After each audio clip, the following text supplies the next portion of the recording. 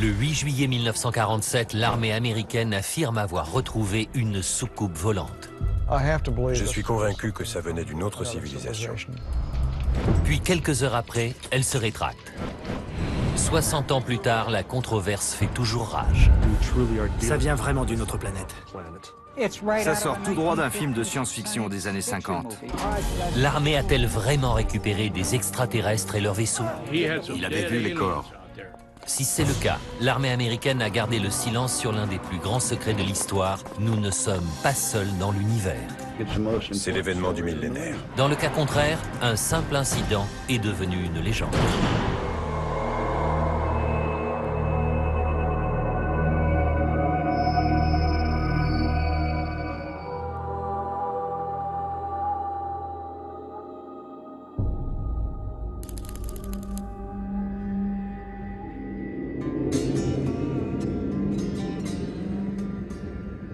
Été 1947. Mac Brazel, propriétaire d'un ranch au Nouveau-Mexique, tombe sur des débris étranges. Il en charge quelques-uns dans sa camionnette et les emporte à Roswell, à 125 km de là.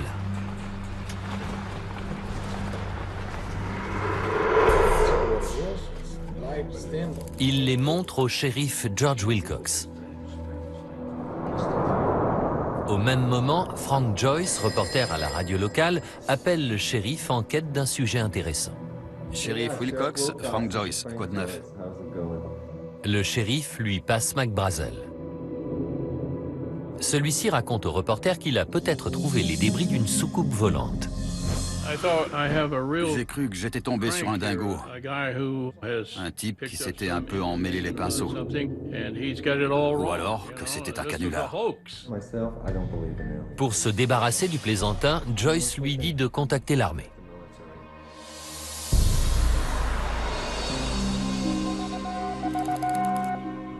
De retour avec vous, ici Frank Joyce, sur KGFL, à Roswell, au Nouveau-Mexique. 2 jours plus tard, Frank Joyce reçoit la visite du lieutenant Walter Haute, chargé des relations publiques pour le 509e groupe de bombardement, l'unique escadron de bombardiers nucléaires des États-Unis basé à Roswell. Il me devait un scoop. Parce que peu de temps auparavant, il avait refilé des tuyaux à quelqu'un d'autre sans m'en parler. Mais en jetant un œil sur ces infos, immédiatement, j'ai su que c'était lié au type que j'avais eu au téléphone. Le communiqué de presse déclare que l'armée de l'air des États-Unis a récupéré un disque volant dans un ranch au nord de Roswell.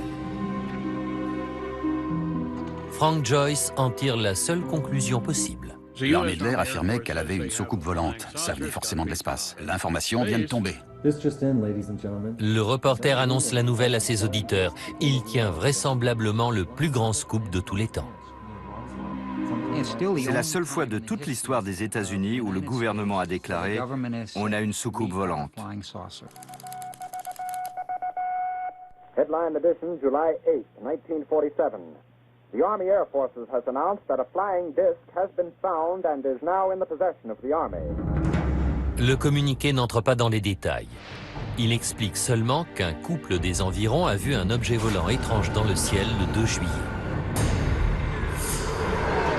Un certain commandant Jesse Marcel a recueilli les débris qui vont être transportés au quartier général de l'armée. Reprise par l'agence Associated Press, l'histoire fait le tour de la planète. Ça a été de la folie. New York a appelé, Londres a appelé. Le monde entier a voulu savoir. L'idée de disque volant ou de soucoupe volante avait déjà retenu l'attention 2 semaines plus tôt. En effet, le pilote et homme d'affaires Kenneth Arnold a affirmé avoir vu le 24 juin 9 objets volants au-dessus du mont Rainier, comme des soucoupes qui rebondiraient sur un étang. Well, about 2:15, I took off from Chehalis, Washington, and I noticed to the left of me a chain which looked to me like the tail of a Chinese kite. They looked something like a pie plate that was cut in half with a sort of a convex triangle in the rear. Bien qu'il ait décrit des vaisseaux dont les ailes ressemblaient à celles d'une chauve-souris, l'image de la soucoupe volante s'imprime à jamais dans l'esprit du public. Au cours des semaines suivantes, des centaines de personnes aperçoivent ces fameuses soucoupes. L'annonce que l'une d'elles a été récupérée près de Roswell donne l'espoir d'éclaircir le mystère pour des millions de gens inquiets. Que sont ces vaisseaux? Comment peuvent-ils voler aussi vite? Viennent-ils d'ici ou d'une autre planète? Je suis convaincu que ça ne venait pas des États-Unis, ni d'Union soviétique. La nouvelle est telle qu'Edgar Hoover, le directeur du FBI, demande à être tenu au courant. Les mystérieux débris sont transportés par avion à Fort Worth, au Texas, pour y être analysés. 4 heures plus tard, le commandant de la base, le général Roger Ramey, tient une conférence de presse. Contrairement aux déclarations précédentes, il affirme aux médias qu'il s'agit des débris d'un ballon météorologique et non d'une soucoupe volante. Le commandant Marcel se fait prendre en photo devant des débris à l'aspect plutôt banal. Le public accepte sans broncher l'explication de l'armée. La plupart des gens ne se rendent pas compte qu'il y a 60 ans, les choses étaient très différentes. Si le gouvernement avait dit que c'était un éléphant rose, on l'aurait accepté. Du jour au lendemain, l'un des plus grands scoops journalistiques est ravalé au rang de simple entrefilet et la chose n'aurait jamais suscité le moindre regain d'intérêt sans un témoin oculaire, dont les déclarations allaient provoquer la réouverture du dossier Roswell. Que s'est-il passé en 1947? Fin 1978, un écrivain spécialiste des ovnis rencontre le commandant en retraite Jesse Marcel, l'officier de renseignement qui avait récupéré les débris.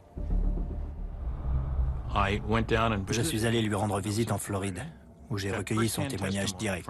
On était face à face, c'était très impressionnant. D'après le militaire, toute l'affaire a été étouffée. On a parlé d'un ballon météorologique. Les restes du ballon montrés à la presse n'étaient pas les débris d'origine et ce qu'il avait trouvé à Roswell ne venait pas de notre planète.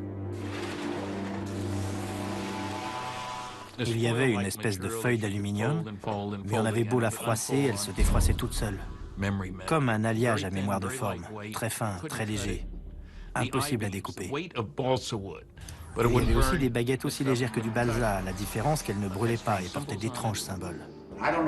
Je ne sais pas ce que c'était. Peut-être un vaisseau spatial piloté par des extraterrestres. En tout cas, ce n'était pas un ballon météorologique. Même si l'interview est d'abord publiée dans un tabloïd, Jesse Marcel n'a rien d'un illuminé. À l'époque, il était officier des renseignements du seul groupe de bombardement atomique du monde. Stanton Friedman décide alors de rechercher d'autres témoins. Au cours des 2 années suivantes, on a retrouvé 62 personnes ayant un lien avec Roswell. Le livre publié à la suite de son enquête, The Roswell Incident, propose une version des faits radicalement différente de celle de l'armée. Il parle du crash d'un vaisseau spatial, de cadavres d'extraterrestres et d'un écran de fumée soigneusement entretenu depuis 60 ans.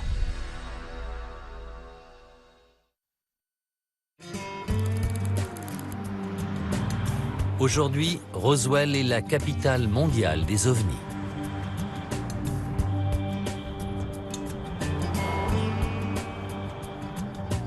Chaque année, des milliers de touristes viennent visiter la ville des extraterrestres.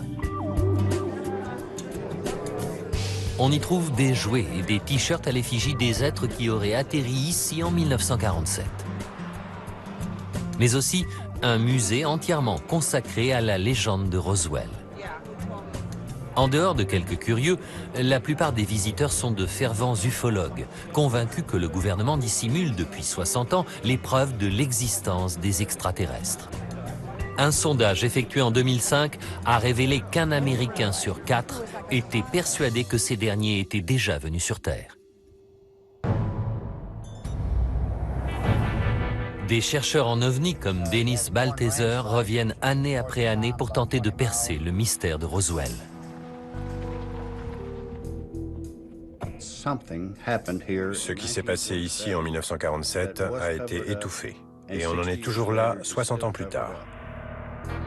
Mais aucun indice matériel du prétendu crash de 1947 n'a jamais refait surface publiquement. Et les documents rendus publics n'ont rien révélé de déterminant. Les partisans de la thèse de l'OVNI sont donc obligés de s'appuyer uniquement sur les témoignages individuels. Pour moi, les témoins sont essentiels à la résolution du mystère. Quant à les faire parler, c'est une autre affaire. Depuis 1978, plus d'une centaine d'entre eux ont accepté de s'exprimer. Mais à l'instar de George Newling, beaucoup n'ont que des bribes de souvenirs. Ce que j'ai vu ne venait pas de notre monde. Âgé de 17 ans à l'époque, le soldat George Newling était mécanicien sur les B-29 à Roswell. Il se rappelle avoir aperçu quelque chose, d'après lui, un morceau d'un vaisseau spatial. Ce qui a attiré mon regard, c'est un objet qui se trouvait dans la soute à bombe. Sa couleur était fascinante. Un gris que je n'ai plus jamais revu ailleurs. Les témoignages comme celui-ci, recueillis des décennies après l'incident, ont été rassemblés dans une série d'ouvrages à sensation qui entretiennent la légende de Roswell. Donald Schmitt, un postier devenu ufologue, se passionne pour ce mystère depuis près de 30 ans. Ses nombreux livres ont fait de lui un des plus ardents défenseurs de la légende de Roswell. Après avoir entendu plusieurs témoins, il est persuadé que le gouvernement a bien récupéré les restes d'une soucoupe volante en juillet 1947. Tous les témoins le disent. C'est le premier communiqué de presse qui était vrai. C'était bien une soucoupe volante. Pour les ufologues, ces récits sont la meilleure preuve que des extraterrestres sont venus à Roswell, une théorie contestée par les scientifiques. Les récits des témoins oculaires ne sont pas fiables. On le sait grâce aux études très nombreuses effectuées dans les années 90 sur les faux souvenirs, c'est-à-dire les souvenirs d'événements qui n'ont jamais existé en réalité. À l'origine de toute cette légende, il y aurait l'événement censé avoir attiré l'attention des extraterrestres sur nous. Quel est le signal spécifique qui continue de se propager à travers notre galaxie? Celui de la première explosion atomique, en juin 1945.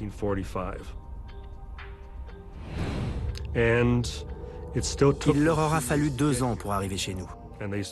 Mais en été 1947, ils étaient là, et qui plus est relativement nombreux. En réalité, les premiers signaux dans l'espace avaient été envoyés 10 ans plus tôt par le biais de la radio et de la télévision. Ils sont venus étudier nos activités militaires. Il y avait le terrain d'essai de White Sands, où on testait les fusées V2. Il y avait Los Alamos, où ils continuaient les tests nucléaires. Et puis il y avait Roswell, où était basé le premier escadron de bombardiers atomiques. Pour d'autres ufologues, les extraterrestres sont venus nous sauver. Et s'ils avaient voulu nous aider? Roswell est à moins de 160 km du site où on avait testé la bombe atomique 2 ans plus tôt. Peut-être se sont-ils demandé, qu'est-ce qu'ils fabriquent ces rigolos? Ils veulent s'autodétruire? Donald Schmitt a interrogé des militaires qui se rappellent avoir repéré des ovnis dans le ciel du Nouveau-Mexique en juin 1947. L'un des opérateurs radars en poste à la base de Kirkland, à Albuquerque, a reconnu avoir repéré un certain nombre d'objets volants dans tout l'État au cours des jours qui ont précédé l'incident.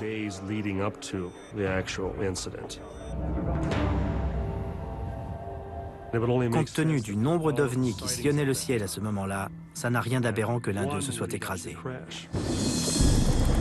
D'après Mac Brazel, l'homme qui a découvert les débris, il y avait eu un orage très violent le 4 juillet 1947. Il avait raconté à des amis qu'entre les coups de tonnerre, il avait entendu comme une explosion.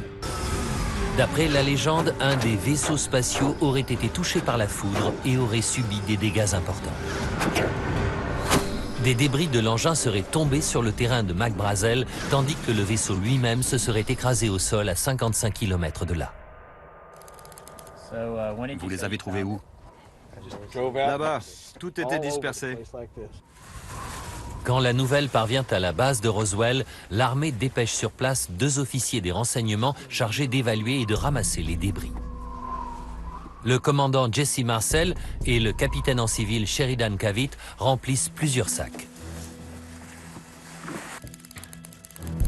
Cette nuit-là, le commandant Marcel en rapporte quelques-uns chez lui pour les montrer à son fils de 11 ans, Jesse Jr. Je lui ai demandé, « Tu me réveilles uniquement pour me montrer des déchets ?» Et il m'a répondu, « Non, regarde bien parce que tu ne verras plus jamais ça. Je pense que ce sont des morceaux de soucoupe volante. »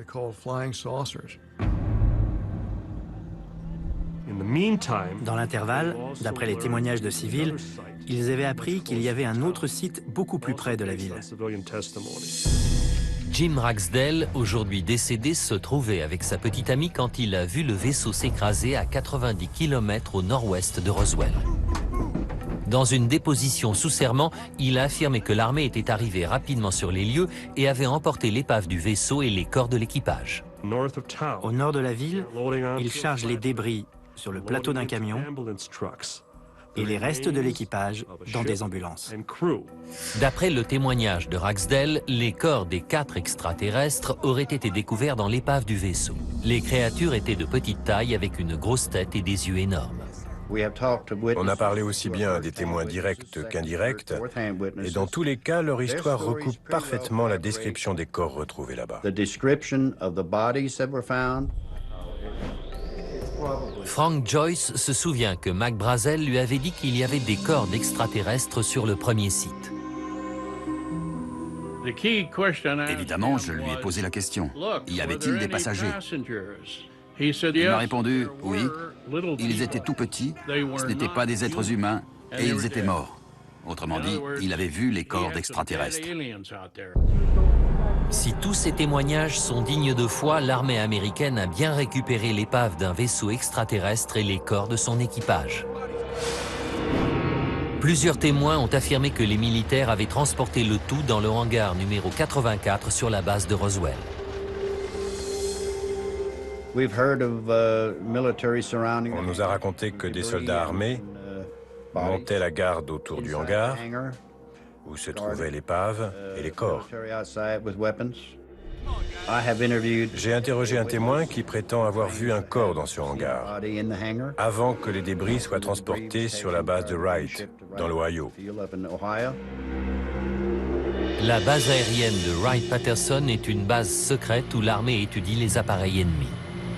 Seuls des témoins indirects ont déclaré que les matériaux extraterrestres y avaient été transportés, et pourtant, cette supposition fait désormais partie de la légende de Roswell. À Roswell, par contre, des témoins directs ont vu l'armée mener une opération de récupération de grande envergure. Entre 50 et 60 soldats ont ratissé le terrain à 4 pattes, épaule contre épaule, pour ramasser le moindre fragment de l'épave. D'aucuns prétendent aussi que les militaires ont fouillé les bureaux des médias pour tenter d'étouffer l'affaire. Nous avons de nombreux témoignages de gens qui travaillaient dans les stations radio et dans les journaux, qui décrivent comment les militaires sont passés partout, mettant les bureaux et les classeurs sans dessus-dessous. D'après les ufologues, un certain nombre de témoins, dont Mac Brazel, ont été menacés et contraints de se taire. Quand on l'a enfin autorisé à rentrer chez lui, il a dû jurer de garder le secret. À son retour, c'était un homme brisé. Il est clair que le gouvernement a pris des mesures extrêmes pour empêcher les gens de parler. Cela explique que la légende de Roswell soit née seulement à la fin des années 1970, près de 30 ans après les faits. Bizarrement, cette légende reprend exactement le même scénario qu'un canular monté dans les années 1950. Simple coïncidence ?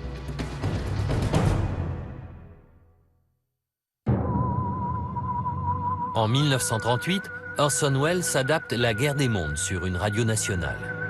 Son programme est si convaincant que des milliers d'Américains terrifiés s'enfuient dans les rues, persuadés que l'Amérique est attaquée par des robots martiens. Sur le principe, c'est le même phénomène que l'hystérie de masse. On implante une idée dans l'esprit de certaines personnes, cette idée est propagée par les médias, les gens l'entendent, commencent à en parler et la panique gagne. Depuis cette fameuse émission, le risque d'une invasion par des extraterrestres est ancré dans la culture populaire américaine.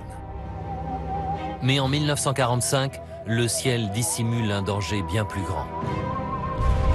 La crainte d'une guerre nucléaire est devenue très réelle. C'était le début de la guerre froide. On avait peur des Russes, des bombes à hydrogène et des attaques en tout genre. Pour ajouter à cette ambiance de terreur, en juin 1947, des centaines de personnes aperçoivent des objets volants non identifiés. De quoi s'agit-il? Et à qui appartiennent-ils? Quand l'histoire du disque volant de Roswell commence à se répandre, on se dit que le mystère des soucoupes volantes sera bientôt résolu. Mais presque immédiatement, on cesse d'en parler. Et l'Amérique continue à chercher des réponses ailleurs. Ces objets sont-ils des avions espions soviétiques? Des avions espions américains? Ou viennent-ils réellement d'un autre monde? Des centaines de films, de livres et de bandes dessinées jouent alors sur la fascination du grand public. Extraterrestres et vaisseaux spatiaux étaient partout, à la télévision et au cinéma. Et ils étaient effrayants. Mais ils détournaient aussi les spectateurs du véritable objet de leur peur, les Russes. Puis en 1950, un livre apporte la soi-disant preuve que les extraterrestres sont venus sur Terre. Écrit par un chroniqueur d'Hollywood du nom de Frank Scully, Behind the Flying Saucers est le compte-rendu sensationnel du crash d'un ovni. Frank Scully était un auteur respecté. Son ouvrage reprenait le témoignage de deux hommes à propos d'un incident qui avait eu lieu à Aztec, dans le Nouveau-Mexique. D'après les deux informateurs de Scully, comme à Roswell, on avait retrouvé l'épave d'une soucoupe volante et les corps d'extraterrestres au Nouveau-Mexique en 1947. Il y avait eu un crash près de l'autoroute. Les militaires avaient récupéré les corps et les avaient transportés dans une base au nord de l'État. Cette histoire rappelle étrangement l'incident de Roswell. Le vaisseau extraterrestre était fait d'un métal léger mais indestructible. On a identifié une écriture hiéroglyphique. Les créatures humanoïdes étaient maigres et mesuraient à peine plus d'1 mètre. Enfin, comme à Roswell, toutes les preuves matérielles ont été transportées sur une base militaire secrète. Mais bizarrement, cette histoire n'a rien à voir avec Roswell. Les événements relatés dans cet ouvrage ont lieu à Aztec, à près de 650 km de là. L'affaire de Roswell, qu'on croit lire en filigrane dans ce livre, ne ressurgira en fait que 30 ans plus tard. Behind the Flying Saucers est un best-seller. La plupart des lecteurs sont convaincus que tout est vrai. Mais en 1952, les deux informateurs, Silas Newton et Leo Gabauer, sont condamnés pour imposture. Ils avaient tout inventé. Pourtant, l'annonce de la supercherie a eu peu d'impact sur le grand public, car à ce stade, l'idée de créatures extraterrestres voyageant dans des soucoupes volantes est déjà bien ancrée dans l'opinion. C'est la naissance d'un mythe. L'histoire des soucoupes volantes est née de la déclaration de Kenneth Arnold. On aurait dit des soucoupes rebondissant au-dessus d'un étang. À partir de là, tous les auteurs de science-fiction et les réalisateurs se sont dit « Construisons une maquette qui ressemble à une soucoupe ». Autrement dit, la science-fiction est devenue un fait scientifique. De nombreux films de science-fiction des années 1950 ont été tournés dans les déserts du Nouveau-Mexique, où de nombreux projets top secrets ont vu le jour.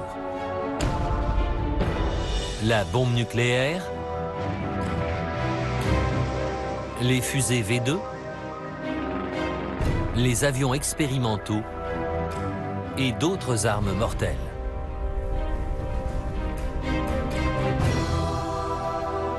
Tous ces programmes étaient mis au point dans le secret le plus absolu. Le crash d'une fusée V2 à Alamogordo, au Nouveau-Mexique, a ainsi déclenché une opération militaire de grande ampleur.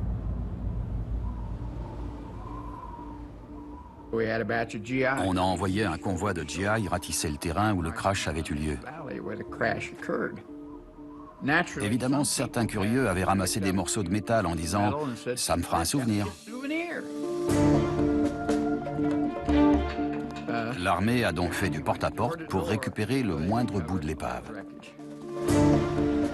Le secret qui entoure ce type de projet finit par éveiller les soupçons du public. Et la science-fiction se met à dépeindre les militaires sous les traits des méchants. Puis, dans les années 1960, c'est la guerre du Vietnam. La première guerre que les Américains ne sont pas sûrs de gagner. Les pertes humaines énormes et les opérations clandestines transforment l'image que les Américains avaient de leur gouvernement. Les scandales liés à Richard Nixon ne font qu'accroître la méfiance croissante de la population. Le gouvernement ne chercherait-il pas à étouffer autre chose, voire à dissimuler l'existence d'extraterrestres? Dans ce contexte de suspicion et de conspiration, les rumeurs enflent. On raconte que l'armée étudierait des technologies extraterrestres sur des bases militaires secrètes.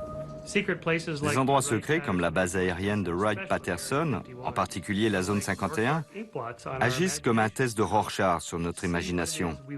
On a envie d'aller voir ce qui se cache derrière alors qu'on sait justement qu'on n'y aura pas accès. Comment savoir? Et là, l'imagination se déchaîne. Pour leur part, les ufologues sont intimement convaincus que le gouvernement a dissimulé un vaisseau extraterrestre et les corps qu'il contenait. Quelque chose s'est écrasé et a été récupéré. Et quoi que ce soit, le gouvernement l'a toujours. Livres et films à sensation dénoncent une opération militaire de désinformation. Mais même si les ufologues ont exigé que le gouvernement rende public ce qu'il sait sur les extraterrestres, aucune information déterminante n'a jamais été révélée. Le SETI est un programme scientifique indépendant qui fouille l'espace à la recherche du moindre signal d'une intelligence extraterrestre. Nous n'avons pas trouvé de signal indiquant qu'il y ait quelqu'un dans l'espace. Est-il possible que les extraterrestres aient eu connaissance de l'existence de la Terre dans les années 1940? Pour Seth Shostak, l'idée que des extraterrestres aient perçu les explosions atomiques en 1945 n'est guère plausible. Ça voudrait dire qu'ils ne seraient pas à plus d'une année-lumière de nous. La lumière de l'explosion aurait mis une année-lumière pour parvenir jusqu'à eux, et ils auraient mis le même temps pour arriver ici, car ils ne peuvent pas voyager plus vite que la lumière. Ça fait donc 2 années-lumière pour expliquer leur présence en 1947. Or, il n'y a aucune étoile à une année-lumière du Soleil. Quelle que soit la vérité sur Roswell, le fait est qu'à partir de juin 1947, des ovnis ont été aperçus un peu partout en Amérique. Un an plus tard, le Pentagone réagit en lançant une enquête visant à rassembler les témoignages civils et militaires. C'est le projet Blue Book. En juin 1948, un comité consultatif du projet se réunit en secret pour discuter des résultats de l'enquête. Lors de cette réunion, le colonel Howard McCoy, chef du renseignement de l'armée, confirme que l'armée n'a jamais récupéré la moindre soucoupe volante. Il a déclaré une chose qui met à mal toute la théorie de Roswell. Je le cite. Nous donnerions beaucoup pour qu'un crash ait réellement eu lieu dans cette zone et que nous ayons pu récupérer ce qu'il y avait. Si un tel accident avait eu lieu à Roswell, les opérations de récupération auraient certainement engendré une paperasse militaire énorme. Or, on n'a jamais retrouvé le moindre document qui confirme la thèse d'un ovni. Seules les nombreuses déclarations des témoins peuvent être avancées comme des preuves. C'est très curieux, cette longue liste de témoins. Ils ne se sont pas manifestés avant les années 80 quand on a commencé à parler de l'incident de Roswell, la Mecque de l'ufologie. Ça en dit long sur la fabrication d'un mythe moderne. En 1989, l'annonce que des corps d'extraterrestres avaient été retrouvés sur le site de l'accident fait sensation. Mais pourquoi cette annonce a-t-elle eu lieu 40 ans après les faits? Le premier à mentionner ces cadavres est Glenn Dennis, entrepreneur de pompes funèbres à la retraite. Glenn Dennis travaillait au funérarium Ballard. Il connaissait une infirmière de la base militaire qui avait été chargée de prendre des notes lors de l'autopsie d'un corps. Cette infirmière avait dessiné le visage et les mains de l'extraterrestre, dessin qu'elle avait donné à Glenn Dennis. L'infirmière et le dessin original n'ayant jamais été retrouvés, cette déclaration reste sujette à caution. Glenn Dennis a reproduit le dessin. Seth Shostak s'étonne que la créature soit aussi humanoïde. Il y a peu de chances pour qu'il nous ressemble. Par contre, dans un film ou une série télé sur les extraterrestres, mieux vaut qu'il ressemble aux humains, sinon le public ne se sentira pas concerné. D'après Frank Joyce, Mac Brazel aurait lui aussi affirmé qu'il y avait des cadavres d'extraterrestres sur les lieux du crash. Je me rappelle, il m'a dit au téléphone qu'il avait vu des corps d'extraterrestres. En revanche, le commandant Jesse Marcel, qui était persuadé que les débris venaient d'une autre planète, n'a jamais parlé de cadavres. Mon père n'en a pas vu, ou alors il ne m'en a jamais parlé. S'il y avait eu des corps, il l'aurait certainement fait savoir. Même le milieu des ufologues est partagé sur ce point.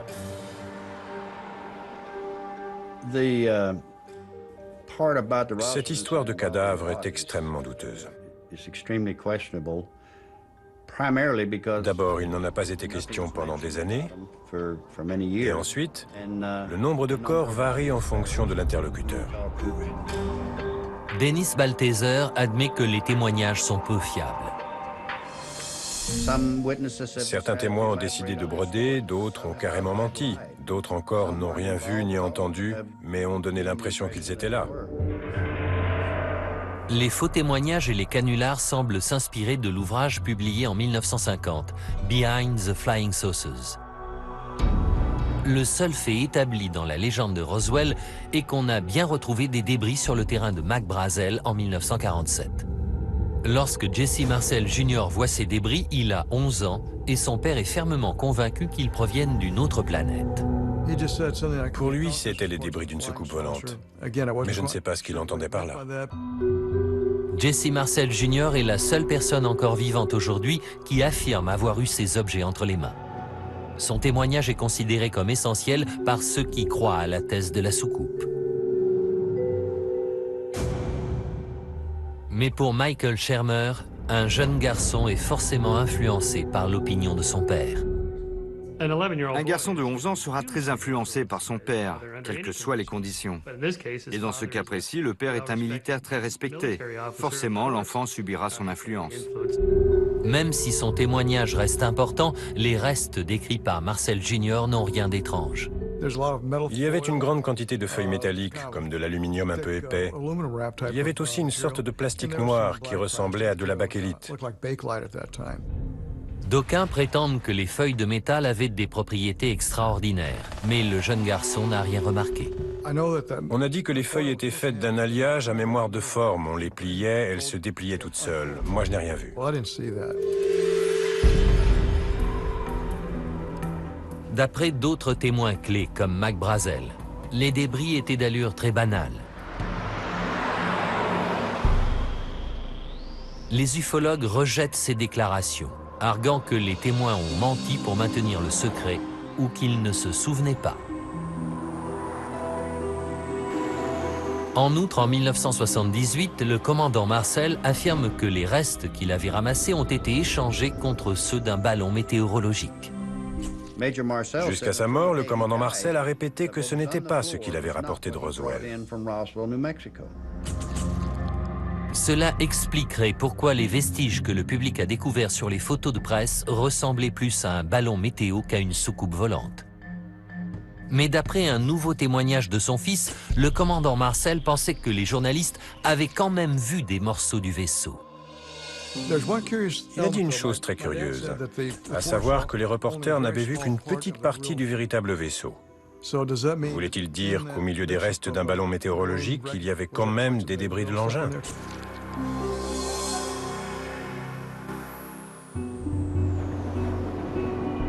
Aujourd'hui, Jesse Marcel Jr. admet qu'il se peut que les feuilles d'aluminium visibles sur les photos aient été les mêmes que celles que son père avait rapportées chez lui. Si ces feuilles n'étaient pas renforcées par du papier, on pourrait très bien les confondre avec ce que j'ai vu. Lui-même reste convaincu que parmi les débris, certains venaient forcément d'une autre planète. Des petites baguettes, ornées de symboles hiéroglyphiques. Ces baguettes métalliques ressemblaient à des poutrelles miniatures, dont la partie intérieure était couverte de symboles violets.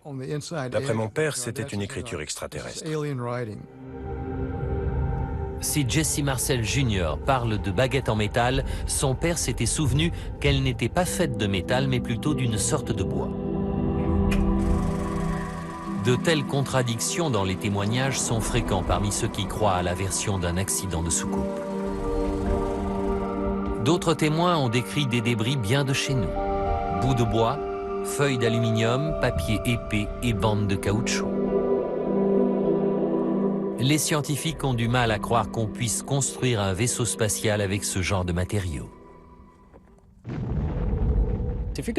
Pour voyager d'un système stellaire à un autre, vous aurez besoin d'un vaisseau capable d'aller presque aussi vite que la vitesse de la lumière, c'est-à-dire à des dizaines, voire des centaines de milliers de kilomètres à la seconde. Ce genre de vaisseau aura forcément des moteurs énormes, et il sera aussi gros qu'un paquebot. Rien à voir avec une mobilette gonflée.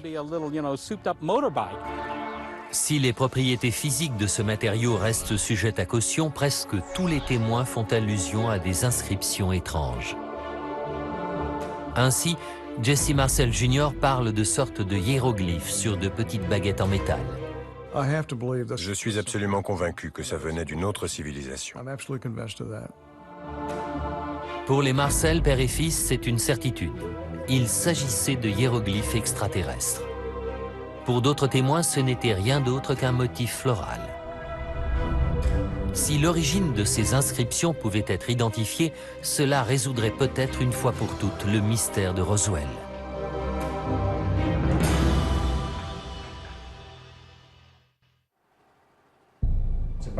Il est temps que les gens sachent qu'il s'est passé quelque chose d'étrange cette nuit-là. Quand Jesse Marcel père raconte ses souvenirs en 1978, il lance sans le savoir la controverse de Roswell. Sous l'influence des écrivains spécialistes des ovnis, l'histoire devient alors un véritable mythe. Pourtant, ces auteurs ne sont pas d'accord sur de nombreux détails. Ainsi, le lieu de l'accident, l'identité des témoins oculaires et le nombre de corps retrouvés varient d'un livre à l'autre. La version de l'armée, qui a toujours prétendu que les débris provenaient d'un ballon météorologique, est elle aussi mise en doute. En 1947, Mac Brazel avait affirmé qu'il avait déjà vu des restes de ballons et que ceux qu'il avait découverts étaient différents. Pendant toutes les années 1980, l'éventualité d'une manipulation alimente la légende. Puis, au début des années 1990, deux spécialistes des ovnis, Flock et Todd, déterrent les rapports d'une mission classée top secret oubliée depuis longtemps. Ils offrent une explication plus simple et plus terrestre au mystère de Roswell.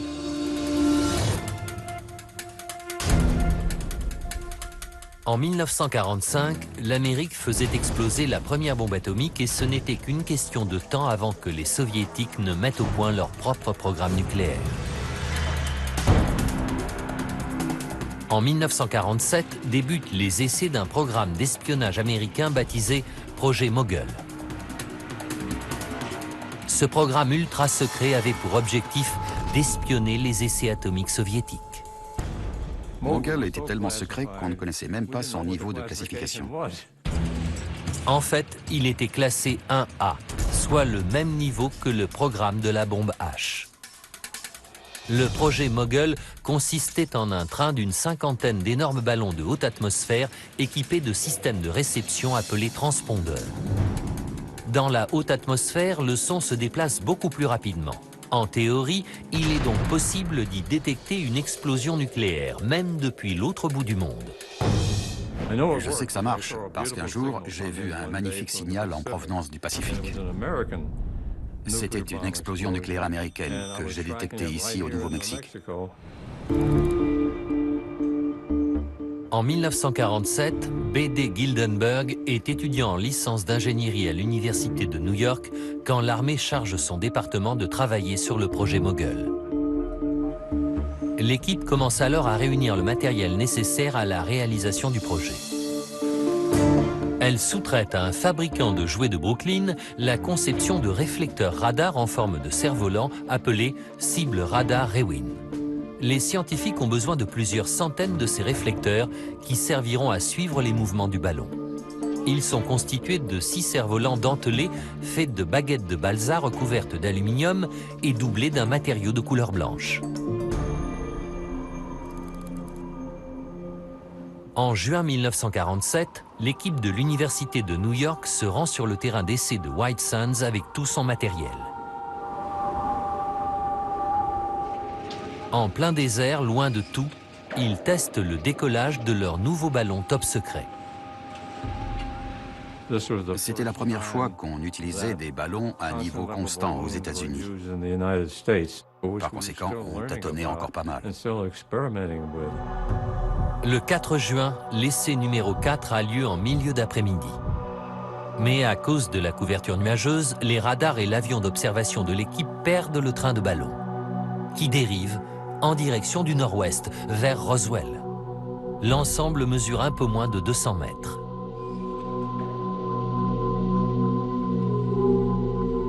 Composé d'une cinquantaine de gros ballons, de 9 cibles radar Rewin étincelantes, de réservoirs de ballast et d'émetteurs, l'ensemble ne ressemble en rien à un ballon météorologique classique. Au bout d'un certain temps, les ballons en néoprène se désintègrent et les débris retombent dans le désert. Si la mission elle-même est classée ultra secrète, le matériel n'a que peu de valeur. Pour l'équipe du projet, la récupération des débris n'est pas une priorité absolue. Les descriptions de Mark Brazel, le caoutchouc, les feuilles d'aluminium et le balsa en grande quantité correspondent parfaitement au projet Mogul. De même que les photos de ces débris.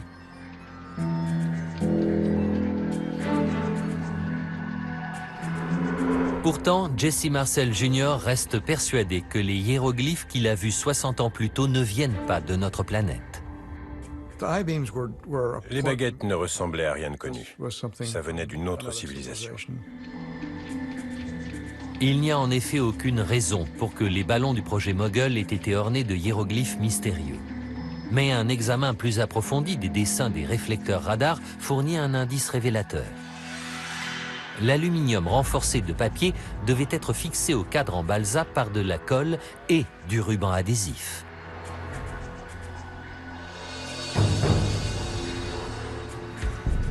L'usine de jouets de Brooklyn, chargée de la fabrication des cibles radar Rewin, avait utilisé ce qu'elle avait sous la main, entre autres du ruban adhésif pour enfants orné d'un motif à fleurs violettes.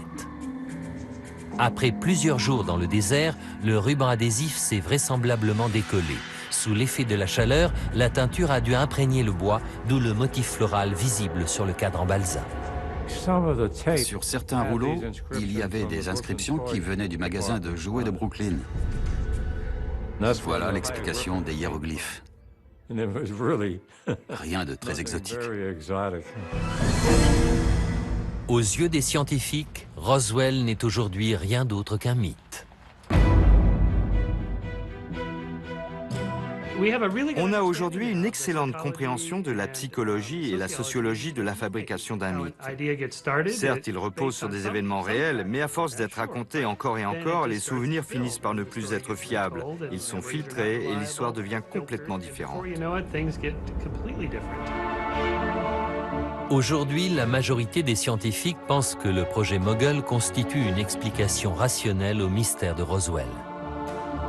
De nouveaux témoignages laissent en outre penser que ce projet et ceux qui ont suivi sont peut-être à l'origine du phénomène OVNI dans son ensemble. À partir de juin 1947, des centaines de ballons de haute altitude ont été lâchés au-dessus de tous les États-Unis, des ballons aux formes de plus en plus bizarres. Pour B.D. Gildenberg, ce sont eux que beaucoup de gens ont pris pour des vaisseaux extraterrestres. La CIA avait assisté à un de nos lancements. Et c'était elle qui poussait ce projet en disant « Laissez les gens parler de débris d'OVNI, comme ça, les programmes secrets le resteront. » Mais si Roswell n'est rien d'autre qu'un mythe, Pourquoi un quart des Américains y croient-ils à ce point? On a tendance à croire les choses qui nous titillent l'imagination, comme l'idée qu'il y a des êtres vivants pas loin, peut-être même en orbite dans des vaisseaux furtifs. Ils nous observent, ils veillent sur nous, c'est très séduisant. Mais quand il s'avère que c'est faux, il faut passer à autre chose. Que savons-nous donc désormais sur l'incident de Roswell? Les débris que Mac Brazel a découverts n'étaient effectivement pas ceux d'un ballon météorologique. Le gouvernement a réellement étouffé la vérité, car le projet Mogul était un programme d'espionnage classé 1A crucial pour la sécurité nationale. L'affaire a provoqué une certaine agitation, parce qu'en dehors de l'équipe du projet, personne n'avait jamais vu un ballon de ce genre. Les militaires basés dans la région ont probablement réagi de façon excessive, car ils ignoraient à quel point le projet ou le matériel était sensible. Aujourd'hui encore, Wright-Patterson est une base aérienne top secret où l'on étudie de mystérieux engins, mais il s'agit d'avions étrangers et non de vaisseaux extraterrestres. Pour les ufologues, le projet Mogul n'est qu'une fausse piste, un écran de fumée habilement produit par le gouvernement. Ils restent convaincus qu'un dossier secret retraçant une histoire incroyable est enfermé quelque part. Pour eux, un vaisseau extraterrestre a traversé la galaxie pour sauver l'humanité, mais s'est écrasé dans le désert non loin de Roswell. Ils refusent d'accepter le fait que Mac Brazel n'est tombé que sur les débris d'un projet militaire top secret, en partie fabriqué avec du ruban adhésif à motif. En fin de compte, le vrai mystère de Roswell est peut-être le fait que tant de gens aient voulu croire à quelque chose d'extraordinaire.